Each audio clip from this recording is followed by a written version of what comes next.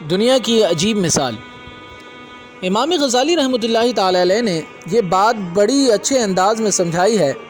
وہ فرماتے ہیں کہ ایک آدمی جا رہا تھا، ایک شیر اس کے پیچھے بھاگا۔ اس کے قریب کوئی بھی درخت نہیں تھا کہ جس پر وہ چڑھ جاتا۔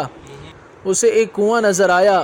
اس نے سوچا کہ میں کنویں میں چھلانگ لگا دیتا ہوں، جب شیر چلا جائے گا تو میں بھی کنویں سے باہر نکل آؤں گا۔ جب اس نے نیچے چھلانگ لگانے کے لیے دیکھا تو کنویں میں پانی کے اوپر ایک کالا ناگ تیرتا ہوا نظر آیا۔ اب پیچھے شیر تھا، نیچے کنویں میں کالا ناگ تھا۔ وہ اور زیادہ پریشان ہو کر سوچنے لگا کہ اب کروں تو کیا کروں۔ اسے کنویں کی دیوار پر کچھ گھاس اگی ہوئی نظر آئی۔ اس نے سوچا کہ میں اس گھاس کو پکڑ کر لٹک جاتا ہوں، نہ اوپر رہوں گا کہ شیر کھائے اور نہ نیچے جاؤں گا کہ سانپ ڈسے، میں درمیان میں لٹک جاتا ہوں۔ جب شیر چلا جائے گا تو میں بھی باہر نکل آؤں گا۔ تھوڑی دیر کے بعد اس نے دیکھا کہ ایک کالا اور سفید چوہا دونوں اسی گھاس کو کاٹ رہے ہیں جس گھاس کو پکڑ کر وہ لٹک رہا تھا۔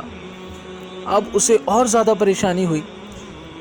اس پریشانی کے عالم میں جب اس نے دیکھا، ادھر ادھر دیکھا، اسے قریب ہی شہد کی مکھیوں کا ایک چھتا نظر آیا۔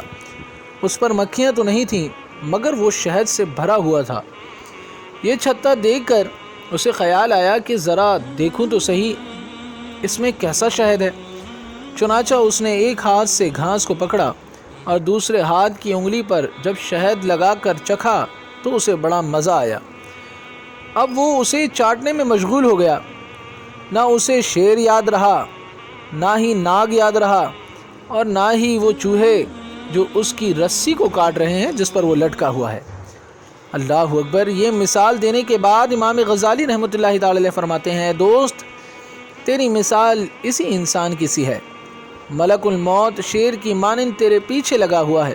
قبر کا عذاب اس سانپ کی صورت میں تیرے انتظار میں ہے۔ کالا اور سفید چوہا یہ تیری زندگی کے دن اور رات ہیں۔ گھاس تیری زندگی ہے جسے چوہے کاٹ رہے ہیں، اور یہ شہد کا چھتا دنیا کی لذتیں ہیں جس سے لطف اندوز ہونے میں تو لگا ہوا ہے اور تجھے کچھ یاد نہیں۔ سوچ کہ تیرا انجام کیا ہوگا۔ واقعی بات تو صحیح ہے کہ انسان دنیا کی لذتوں میں پھنس کر اپنے رب کو ناراض کر لیتا ہے۔ کوئی کھانے پینے کی لذتوں میں پھنسا ہوا ہے، کوئی اچھے عہدے اور شہرت کی لذتوں میں پھنسا ہوا ہے۔ یہی لذتیں انسان کو آخرت سے غافل کر دیتی ہیں۔ اس لیے جہاں بھی ترک دنیا کا لفظ آئے گا اس سے مراد ترک لذات ہوگا، یعنی انسان دنیا کی لذتوں سے باہر نکل کر آخرت کے بارے میں سوچے تو ہی اس کی کامیابی ہے۔